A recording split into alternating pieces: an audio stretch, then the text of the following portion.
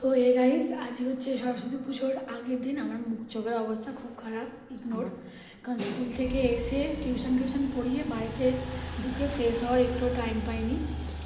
আমি আর সাধনা মিলে এখানে আমাদের পুজোর জোগাড় করছি। এটা হচ্ছে আমি বাচ্চাদের মতো আলপনা দিয়েছি।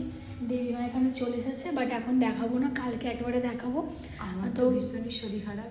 আমরা বন্ধু শ্বশুরবাড়িতে গিয়েছিলাম মাত্র 2 দিনের জন্য, দিয়ে আবার চলে এসেছে আমার ডাকে, কারণ আমি একা পারবো না তার জন্য। আর এমনিতে তো আসতেই হবে, কিছু করার নেই। প্রাইমারি স্কুলের পুজো, মানে আমি যে স্কুলে পড়াশোনা করেছি, আমি এবং আমার বান্ধবী আমাদের আশেপাশে, তো সেই স্কুলেরই পুজো। আমার মানে ছোটো থেকে আমরা বাপির ওপরে পুজোর দায়িত্ব দেয়, তো যার জন্য আমরাই প্রতি বছর পুরো নিজের বাড়ির মতো করে পুজো করি। এখানে পুজো না হলে, মানে প্রতি বছরই হয়, এমন কোনো দিন হয়নি যে পুজো হয়নি। একদমই তাই। আর প্রথম কথা হচ্ছে, এখানে দেখো পুজোর সব জিনিসপত্র এখানে চলে এসছে। কলা গাছ কেটে নিয়ে চলে এসেছি, মানে কারণ 8টার মধ্যে পুজো হবে, তো তার মধ্যে সমস্ত কিছু জোগাড় ডান করে ফেলবো।